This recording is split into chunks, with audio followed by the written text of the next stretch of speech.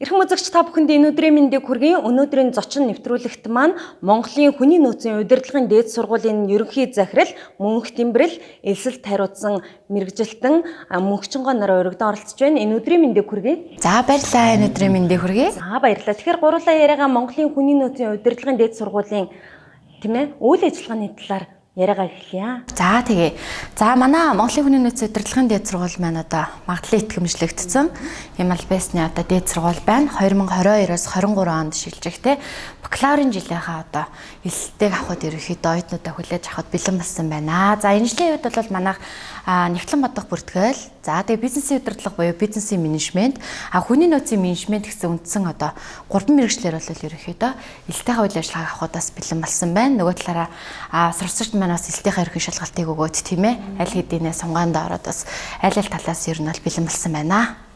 Тэгэхээр Монголын хүний нөөцийн удирдлагын дээд сургуулийн тийм ээ ирээдүйн алсын хараа мөн нийгэмд бүтээх одоо үнцийн үйл ажиллагаа тийм ээ зарчмууд нь ер нь юу юм юунд оршиж байна. За телевиз үзэгчтэй бүгдэнд нь энэ өдрийн мэндийг хүргье.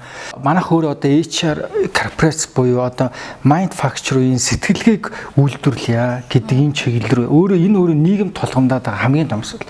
Яагаад гэвэл манай Монгол улс өөрөө хүмүүсийн сэтгэл зүг сэтгэхүйг өөрчлөх тал дээр маш бага ажлуудыг хийж байна. Сүүлийн 20 жил хэтэрхийх халамжийн бодлого эдэр явсан. Сүүлдээ ямаанд хүртэл мөнгө өгдөг. Ингээс хүн ямар ч ажил хийх, хүн ямар нэгэн тэмцэх тийм нөхцөл байдал байхгүй шүү дээ. Хүн зүгээр байж, бараг зүгээр ингээ ажил хийхгүй байж байгаад хүн амьдарч болдог ийм нөхцөл рүү оруулаа ичхээр ингээд хүн гэдэг энэ сэтгүүтэй энэ мундаг юутай энэ хүн чинь өөрөө үхэж эхэлж байгаа байхгүй. Хүн харахад амьд байгаад байдаг. Дотор талд нь ямар ч нэг наацхийн юмнуудыг тэр хүн туулаагүй. Тэгээд 2 хэдэн жил амьдэрсэн. Тэ 20-той, баг 30-той, 40-той ийм сэтгэл зүйтэй хүмүүс байгаад байна. Тэгэхээр энэ тал дээр бол гарцаа байхгүй. Энэ өөрөө нийгмийн маш их тулгамдсан асуудал болж байна. Энд бол одоо гол үүрэг гүйцэтгэх нь бол миний харж байгаагаар дээд сургууль гэж үзэж байгаа. Тэ. Тэгээ уул нь бол мэдээж энэ шатны боловсролын байгууллагууд явах хэвээр бүрэн одоо ерөнхий боловсролын байгууллага нь хүнийг ямар болгож бэлдэж гаргах хэвээр тий. Тэгээ одоо ерөнхий боловсролын байгууллагууд тодорхой хэмжээний энэ тал дээр муу байвал гарцаа авахгүй төгсөж байгаа төгсөгч нь эргээд дээд сургууль сурахад биднэрт том хүндрэл болж хувирч байгаа. Одоо тэрийг тэрнээс нэг хүн ингээд сургасан болоо төгсөөд нэг диплом хүнд өгөөд гарах бол амархан байна. Гэхдээ энийгээ дагаад ийм зүйлч явж байгаа. Энийгээ дагаад дээд боловсролын салбарын нэр хүнд ч тодорхой хэмжээнд яаж байгаа шүү дээ. Унж эхэлж байгаа тий. Тэгэхээр бидний хувьд гэсэн ер нь анх сургууль 5 жилийн өмнө 6 жилийн өмнө бид нар байгуулахдаа дандаа залуу хүмүүс байгуулсан. Бид нар өөрсдөө энэ сургууль байгуулахаас өмнө 10-аад жил бид нар одоо яг ингээд ийм ажилд олддоггүй ийм хүмүүст чиглэгдсэн богино хугацаанд сургалт явуулж үзсэн. Ерөөсөө тэн дээр ингээд 20 гаруй мянган хүнтэй бид нар ажиллаж үзсэн. Хамгийн том асуудал нь юу вэ нэгвэл хүн өөрөө ерөөсөө хүнийг өөрчлөх зүйл чинь ямар нэгэн сургуулиас илүү хүн өөрийгөө өөрчлөхөд хамгийн том одоо нөлөө үзүүлдэг байхгүй. Тэрнээс хичнээн сайн багш байгаад хувь хүн өөрөө би өөрчлөгдөе, би ингээ, би тэгье гэдэг шийдвэр гаргаагүй бол маш хэцүү байдаг ингээд. Тэгэхээр тэн дээр нь бид нар ажиллаж үзлээ. Маш том өөрчлөлтүүд орлоо. Их сургуультай маш муу сурч ирсэн хүн тийм богино хугацаанд сургалтанд ороод төсөөр болж байна. Тэгэхээр энийг бид нар илүү одоо дээд боловсролын ийм систем рүү шингээе гэдэг ийм одоо хүсэл зорилгоор бол бид нар үнэхээр энэ сургууль руу орсон дээд боловсролын салбар руу бид нар орсон. Одоо тэгээд 5 жил болж байна. Тэгээд сургууль маань өөр их том тогтолцоогоор явдаг болохоор бид нар бол илүү саяны 5 жил дээр бол тогтолцоо эдэр бүрдүүлэхийн чиглэл рүү ажиллалаа. Ийм учраас одоо энэ маань ч хүлээн зөвшөөрөгдөөд магадлалын итгэмжил эдэргээд бид нар авчлаа. Одоо бол үндсэн нөгөө байгууллагын яг бидний хийх гээд байгаа онцлог буюу одоо тэр хувь хүмүүсийг төлөвшүүлдэг, хүмүүсийг өөр болгодог, сэтгэхүйг нь өөрчилдөг те энэ чиглэл рүү бол илүү хөтөлбөрөө болон одоо дотоод үйл ажиллагаануудаа бол чиглүүлж эхэлж байна. Маш олон дээд сургуулиуд үйл ажиллагаа явуулж байна. Тэгэхээр үүнээс яагаад одоо Монголын хүний нөөцийн удирдлагын дээд сургуулийг одоо сонгох гол шалтгаан болж байна? Одоо онцлог давуу тал нь юу вэ? Өмнөх жилүүдээсээ тийм ээ. За тэгэхээр манай Монголын хүний нөөцийн удирдлагын дээд сургууль бол ерөнхийдөө түрүү хэллээ. Дээд сургууль бүгдээрээ нэг зорилготой. За тэр дундаа хамгийн энэ гол зорилго бол бид нар одоо ерөнхийдөө баримталж ажиллаж байна. Энэ юу вэ гэвэл төгсөгчдийг ерөөсөө ажлын байран дээр гаргах. За манай дээд сургуулийн хувьд бол ажлын байрны баталгаа олгодог царан ганц дээд сургууль гэж явдаг. За энэ бол манай ерөөсөө топ одоо номер 1 шилтгаан болж байгаа. За энэ юу гэсэн үг вэ гэхээр одоо ер нь бол төрөвчийн төгсөгчтэйгээ бол бид нар ажлын байран дээр зуучлаад ингээ гаргаад явж байна. За нөгөө талаараа манай удирдлагын дээд сургууль өөрөө Монголын хүний нөөцийн удирдлагын шинжилгээ академиг бол нийт телевиз үзэгчид минь мэдэж байгаа. Энэ академийн бааз дээр үүсгэн байгуулагдсан. Ялангуяа нөгөө богино хугацааны практик сургалт буюу яг тухайн хүмүүсийг ажлын байранд мэргэшүүлэх, практикжуулах тал руу ерөнхийдөө бол илүү анхаарсан байдаг. Тийм учраас яг энэ бааз дээр тулгуурсны бол даваа тал бас энэ дээр гарч байгаа. Хүүхдүүдийн дараагийн нэг том даваа тал бол 3 дугаар курст нь хөдөлмөр нийгмийн хамгааллын яамны энэ одоо богино хугацааны мэргэжүүлэх сургалтууд буюу ажлын байрны чадамжийн сургалтууд л ерөнхийдөө бол давхар хамрагдуулна. Тэгснээрээ тухайн хүнд болохоор бас мөн ажлын байрны ур чадвар арга барилуудыг л ерөнхийдөө бол яг ажлын ур чадвар болон одоо яг нөгөө сэтгэлгээний түвшинд бол 20 чиглэлээр юм судлах зорилготой. За тэгээд ерөнхийдөө элдийн ерхий шалгалтын одоо сая хүүхдүүд мань шалгалтаа өгсөн байгаа даа. Элдийн ерхий шалгалтын босго онооны хувьд бол манайх 440 гэж байгаа. За тэгээд босго оноогоо хангасан хүүхдүүд маань мэдээж тодорхой хэмжээгээр бол одоо тэтгэлэг хөтөлбөр урамшлуулалт хамрагдах даваа талууд байна. За суралцсан хугацаанд ялангуяа түрүүн хэлсэн оюутнуудыг одоо ядаж ажлын байран дээр очиж сахилгаттай, хур чадвартай байхтай энэ чиглэлээр хамрагдсан одоо дотоод оюутныг хөгжүүлэх хөтөлбөрүүд бол маш их явагдаж байна. Спорт, соёл, олон нийтийн арга хэмжээ дээр тий. Ялангуяа одоо хүнийг маш их хөгжүүлдэг салбар бол спортын салбарууд байна. Эдгээр дээр бол нийт оюутнуудыгаа бас маасаар нь хамруулад лиг энтерт бол ерөнхийдөө хүүхдүүдийн бэлдээд ингээд явж байна.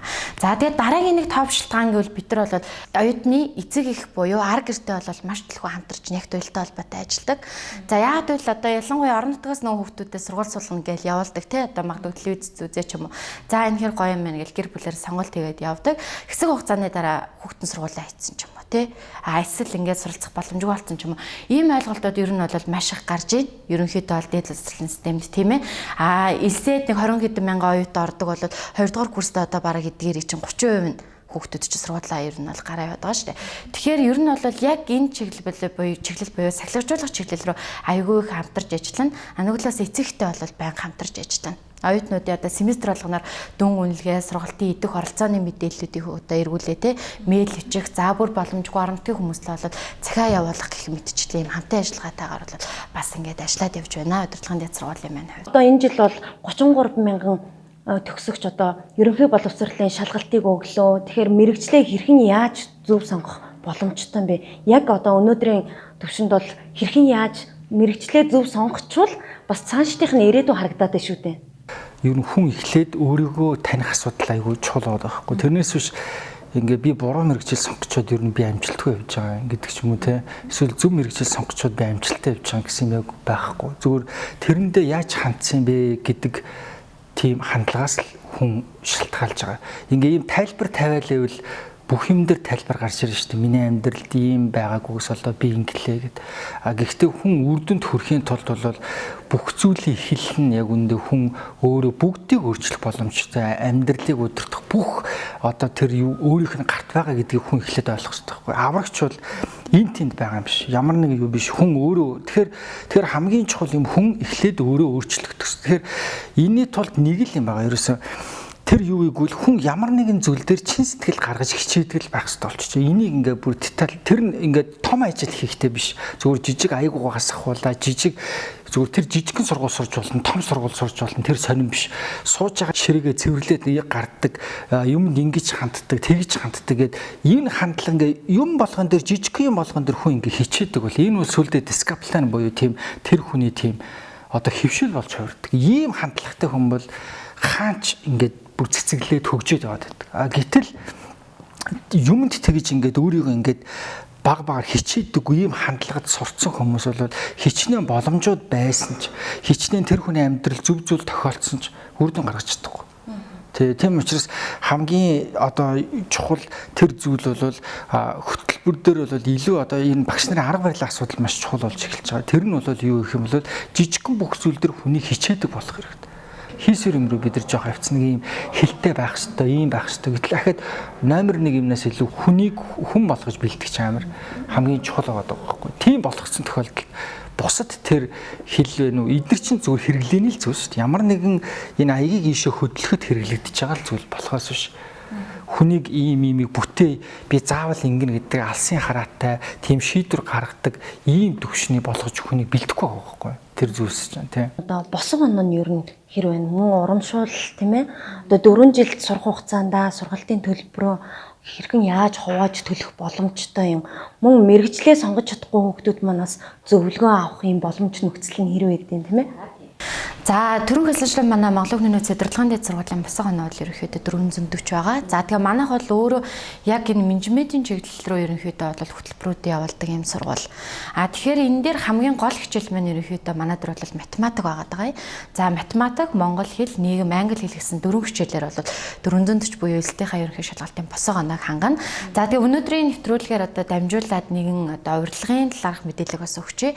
За тэгээд ерөнхийдөө бол манай ерөнхий захирлын шийдвэр болон одоо энэ эрдэмийн зөвлөлийн шийдвэрээр бол энэ жил нэг 30-аад оюутан дээр бол 4 сая төгрөгийн хөнгөлөлтөөр суралцах одоо энэ урилга ерөнхийдөө олгож байгаа нийгмийн хариуцлагын хүрээнд болно тийм ээ. За бусад одоо дэмжих хөтөлбөрүүд дээр бол тэгэхээр яах вэ гэхээр одоо яг үнэхээр ихтэй сургууль суралцах гад тэгэхээр одоо боломжгүй байгаад байгаа төлбөр тооцооны асуудалтай ч юм уу ийм хүүхдүүд байгаа бол манай одоо үндсэн сургалтын төлбөрийн хувьд бол 3 сая 800 мянган төгрөг гэдэг 3 сая 800-аас 4 жилийнхаа хугацаанд жил болгон сая төгрөгийн одоо урамшуулалт буюу одоо хөнгөлөлтийн үнээр суралцахын урилгыг бол ерөнхийдөө олгож байна. Тэгэхээр энд маань бол яг одоо хар гэрийн үнэхээр боломжгүй байгаа. Арай нэг төлбөр тооцоо бага. Яг нэг өглөөд одоо зах зээлийн дээд сургуулиудын төлбөрүүд ч юм бол ерөнхийдөө гадар ч юм бол маш өндөр байгаа шүү дээ. Тийм учраас бас үнэхээр юм суралцах хүсэл сонирхолтой, чин хүсэл эрмэлзэлтэй боловч юм боломж авахгүй хүмүүстээ бас ийм боломжийг бас олгож байгаа бол ташрамдалт хэлээ.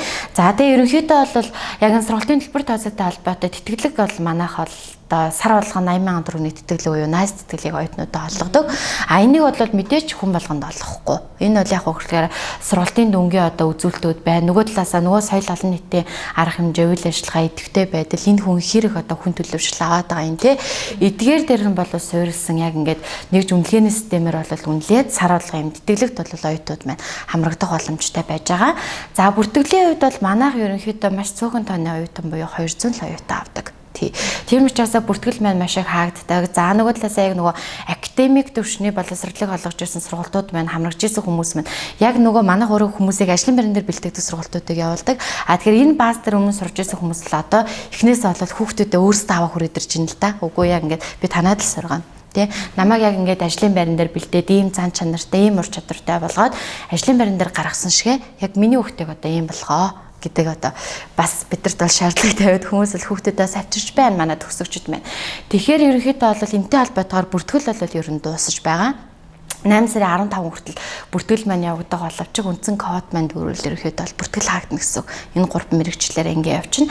За сургалтын төлбөрийн хувьд бол сургалтын төлбөрийн үеийн хатан нөхцөл буюу семестрүүдээр хуваагаад төлөх боломжтой. Эхний семестрийн кредитийн төлбөрийг эхний семестртээ төлөх ч юм уу те. Ингээд бас үеийн хатан нөхцлүүдийг бол ерөнхийдөө айл алах бол олгоно гэж байгаа. За дараагийн бас даваа талуудаа бас дээр нь танилцуулж иж бүрэн тоноглогдсон HR фитнес маань бол оюутнууд маань 4 жилийн хугацаанд бол аавн төлбөргөө хамрагддаг. За мөн түрүүний хэлсэн одоо волейбол болон сагсан бөмбөгийн бол ингээд секс дуулангууд бол ажиллаад явж байна.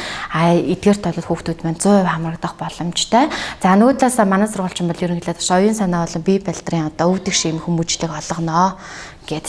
Тийм тэгэхээр одоо ажлын байртай холбоотойгоор бол элсэгчтэйг орж ирэхэд нь бүх элсэгчтэй болон арга эртээ одоо харгалзах хүнтэй нь бол ажлын байрны баталгаажуулалтын гэрээ хийн. За нөгөө талаас оюутан эцэг их болон Монголын хүний нөөцийн удирдлагын дэд сургууль хоорондоо ямар хамтын ажиллагаатай яаж ажиллах юм бэ? Хэн ямар үүрэгтэй, хэн ямар хариуцлагатай юм тийм үү? Тэр бүгдийг бол ингээд анханасаа хийгээд маш хариуцлагатайгаар бол ерөнхийдөө ингээд мэрэгчлэнүүдээ бол бэлтгэхээр ингээд зорж ажиллаж байна да. Тэгэхээр хөдөлмөрийн зах зээл дээр одоо яг төгсөөд гарч байгаа оюутнуудаас ер нь юу шаардж байна тийм ээ? Ямар юм харж одоо ажилд авч байна? Өөрөө ямар нэгэн салбарт 3 4 5 6 байгууллага байлаа гэхэд нэгнийхээ чаддаг имийг системийг маш хурдан хугацаатайгаар копидж хоолбарлаж хурдан хугацаатайгаар хөгжиж чадчих байгаа. Тийм учраас дахиад илүү чадах хэрэгтэй болчихж байна. Тэгэнгүүт ямар хүн хэрэгтэй вэ гэвэл дахиад өмнөх чаддаг байснаас ахаа сайжруулах хүн хэрэгтэй. Тэгэхээр энэ бол ерөөсөө хүний хандлагыг л харж байгаа юм. Захирлууд хүнд итгэх вэ гэвэл чадвартай биш хандлагатай хүнд итгэх шүү дээ. Хэлсэн үгэндээ байдаг, тэ?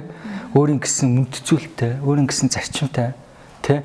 өөрийн хүн чанартай, хүн чанар гэж юу гэдэг ингээд тодорхой хэмжээний хүн ингээд хэцүү зовлон хэцүү ийм үед хаяад явчихдаггүй хамт байх ийм хүн л чадвартай хүн байлаа, ийм хүн байлаа гэхэд чадвартай хүнээс илүү тийм хүнд нь илүү тийм хүнийг илүүдээ шаалмж боловшуулна. Тэр хүнд илүү өөр одоо тийм чухал ажил үүргүүдийг өгөн тэр хүнтэй чухал зүйлсээ ярина, тэр хүнийг чухал байр сууринд тавина. Тэгэхээр яагаад гэвэл тэр хүн тэр зовлон бэрхшээлтэй явж ерөөсөө чадвар гэдэг зүйл чи өөрөө нөхцөл байдлаас хүнд бий болдог зүйл байхгүй. Асуудал хэцүү байдлаас гарыг гэж бодож байгаа хүн л чадвар зүүн. Тэрнээс энэнийг гой байвал хамт байна, ажиллана, хэцүү байвал би ингээд өөр арга олно гэдэг ийм хүмүүс үл яг үнэхээр хизээж хөгждөггүй. Хизээж хөгжихгүй. Тэгэхээр ямар хүмүүсийг хайж байгаагүй ийм хандлагатай ерөөсөө ийм хүмүүсийг одоо энэ хүмүүсээр үнэхээр цангаж байна. Тий. Тэрнээс ер нь сургууль төгсөж байгаа маш олон хүмүүс байгаа шүү дээ. Одоо та нэг зүйлийг ажиглаараа сүүлийн 5 жил ерөөсөө байгууллага дээр хүний нөөц дээр нэг зардлын төс маш нэмэгдсэн нь сургалт. Тэг яагаад гэвэл нөгөө гарах Монголдоо л явна Монгол хүн л ажиллана. Тэг нөгөө хүмүүс нь тийм байна. Тийм учраас ганцхан гарцсан. За энэ дундаас сурах боломжтой хүмүүс байна уу? Тийм учраас тэр сургаж байгаа. Тэр хүмүүс тийм сургадаг технологи, сургадаг чадвар, сургадаг хичээлс яаж ажлыг хийдэг бүх юм дүүрэн байна. Ганцхан ямар хүн хэрэгтэй вэ гэх юм бол өөрөө зоригтой, төвчээртэй, сахлаг баттай, яг тэддээ ирдэг, тэрнийхээ төлөө явдаг ийм л хандлагатай хүн хэрэгтэй. Тийм хүн байхад тэр хүнийг байгууллагын тэр сургалтын систем 5 жилийн дотор танихдахгүй хүн болгож байна. 5 жилийн дотор зүгээр л байгууллагт анх нэг хамгийн доод түвшинд орсон ажилтан бодиж гүйцэтгэх захирал болж хувирч байна. Тэгэхэд би 15 жил манай зарим таньдаг хүмүүс яг хэвэндээ хийдэг ажлаа хийгээд яг л хэвэндээ байна. Яагаад энэ зарим нь ийм хөгжил гараад өсрөнгөө хөгжил гараад зарим нь хэвэндээ байна. Тэр хүний юутай холбоотой гэвэл хандлага юм. Монголын хүний нууц удирдлагын дээд сургууль маань тийм ээ яг өнөөдрийн нийгэмд эрэлт хэрэгцээтэй байгаа эдгээр 3 мэрэгчлэр элсэлт авч байна тийм ээ. Яагаад заавал энүүгээр ингээд оюутнуудыг бэлтгээд байгаа юм тийм ээ. Яагаад заавал энийг сонгох нь зөв зүйтэй юм бэ? Хүний нөөцийн менежмент, бизнесийн удирдлага буюу бизнесийн менежмент, за нэгтлэн бодох бүртгэл гэсэн юм 3 мэрэгчлэр эсэлт авч байгаа. За тэгээ зах зээл дээр мэдээж байна одоо цаашдаа те илүүдэлтэй мэрэгчлүүд байна. Зах зээл дээр эрэлт хэрэгцээтэй байгаа мэрэгчлүүд гэж байна. За ялангуяа манай бизнесийн удирдлагын хувьд бол одоо бизнесийн салбарууд бол маш их эрчимтэйгээр хөгжиж байна те. Нөгөө талаасаа энэ 3 мэрэгжил бол хизээд одоо хөдөлмөрийн зах зээл дээр бол маш өндөр эрэлт хэрэгцээтэй байна. Тий. Нөгөө талаасаа байгууллагын энэ 3 мэрэгжил бол гуруула K буюу түлхүүр албан тушаалууд эднэр тий. Ийм байгаа. Тэгэхээр энэ 3 албан тушаал дээр бол мэдээж нэгдүгээрт бол шинжлэх ухаанч буюу одоо шинжлэх ухааны мэдлэгийг бол цохих төвшөнд нь олгоно. Нөгөө талаасаа би одоо гол зорилго бол энэ хүмүүсийг ажлын байран дээр гаргах, ажлын байрны тэр ажил олгогчдын хөдөлмөрийн зах зээлийн хэрэгцээ шаардлагад нийцүүлэх. Тэгэхээр энэ хоёр тал дээр ерөнхийдөө олвол ер нь бол 3 мэрэгжил дээр ажиллана. Түүнээс бол дан ганц бол хүний нөөц хийх ч юм уу, дан ганц одоо бизнесийн удирдлага. Ялангуяа бизнесийн удирдлагч юм бол дотроо маш олон чиглэлээр хөрвж ажиллах боломжтой мэрэгжил. За нэгтлэн бодох бүртгэлийн хувьд бол ерөнхийдөө мэдээж бол нэгтлэн бодох бүртгэлээ хийн тийм ээ. Нөгөө хоёр мэрэгжлийн хувьд бол одоо хөдөлмөрийн зах зээл дээр маш их одоо хөрвж ажиллах боломжтой тийм үү. Ийм мэрэгжлүүд байж байгаа. Цаашдаа эргээд карьер төлөвлөлтийн хувьд бол ерөнхийдөө стратегийн түвшинд энэ өөрөө ажиллах боломжтой мэрэгжлүүд байхгүй юу хамгийн гол эргээд тийм ээ бүх зүйлсийг стратегичээр харж сурдаг те процессын хувьд бол тийм учраас өсөж дэвших буюу карьер төлөвлөлтийн хувьд бол маш өндөр одоо юм карьер төлөвлөлттэй 3 мэрэгжил байж байгаа юм. За тэгээд манай удирдлагын дэд сургуулийн хувьд бол үндсэн бол 200 оюутан аавна. За доор гарч байгаа хувцсуудаар болон удирдлагын дээд сургууль дээр ирээд одоо мэдээлэл зөвлөгөөх одоо аваад за мэрэгжил сонголтын зөвлөгөө авч ирэх боломжтой гэр бүлийнхэнтэйгээ тийм үү магадгүй эргэлзээд байгаа шийдвэр гаргаж чадахгүй хүмүүст бол үн төлбөргүй мэдээлэл зөвлөгөөг орон нутгийнхан бол хувцаар авч болно үнэхээр ирэх боломжгүй болол тий. За бүр болохгүй бол юм хөгжсөн байна тийм үү сургуультайгаа танилцаад Google одоо Zoom болон одоо ядаж видео коллор хүртэл тийм ээ орж ирээд бол ингээм мэдээлэл зөвлөгөөг аваад сургуулийн орчин баастайгаа танилцаад бүртгүүлэх боломж. За тэгээд мэдээж одоо үндсэн одоо юунуудаа бүрдүүлэх бичиг баримттай хандлаар танилцуулчих. За нэгдүгээр бол элдэн ерхий шалгалтын батламж байх шаардлагатай. За бүрэн дунд боловсролын гэрчилгээ. За тэгээд эсэлгчийн одоо хувийн хэрэг.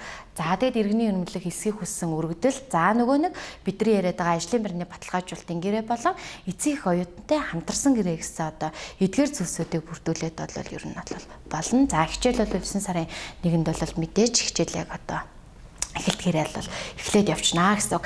За тэгээ манайх бол академийн үед бол 10 жилийн хугацаанд бид маргаашийн таныг бүтээнэ гэсэн урайндаар бол үйл ажиллагаа болон үйлчилгээгээ хүргээд айл хэдийн одоо 30 мянга гаруй хүнд бол хүрсэн байна. За дээд сургуулийн үед бол бид мэрэгжилтэнд дурлуулна гэсэн урайндаар бол одоо оюутнуудыгаа элсүүлж байна, дурлуулж байна цахаас нь. Одоо ажлын байран дээр бол ажилтаа ордлоготой оюутнуудыгаа бол гаргаж байна.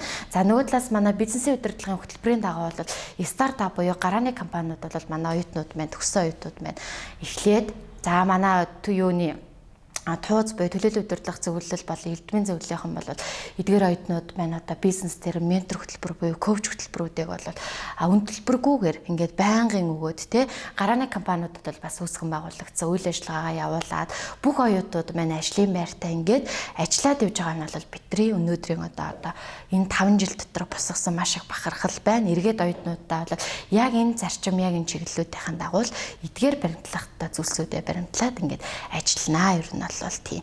За тэгэхээр манай сургуульд бол 9 сурвалцаад нээлттэй байгаа. Дээрх зүйлсүүдийг бол анхаарад тийм ээ. Ерөнхийдөө бол бүртгэлийн хугацаа 8 сарын 25-нд 15 хүртэл явагдана. Монголын хүний нөөцийн удирдлагын дээд сургуулийн албан ёсны Facebook пэйж хуудас байгаа. За веб хуудас бас байгаа. Эдгээрээр дамжуулаад өөрт хэрэгцээтэй байгаа мэдээлэл зөвлөгөөгөө аваад за мөн доор гарч байгаа 95 50 91 91 80 40 22 дугаарууд дээр бол эсэлтийн бүртгэл болон мэдээлэл зөвлөгөө хөгжлөгээ бол нээлттэй явагдаж байна. За баярлалаа бидний урилгыг хүлээн авч ирсэнд. Үзэгчдээ өнөөдрийн зочин ярилцлагын нэвтрүүлэгт маань Монголын хүний нөөцийн удирдлагын дээд сургуулийн ерөнхий захирал Мөнх Тэмбэрэл элсэлт хариуцсан мэрэгжилтэн Мөнхчин гоноор уригд оролцлоо. Дараагийн дугаар хүртэл түр баяртай.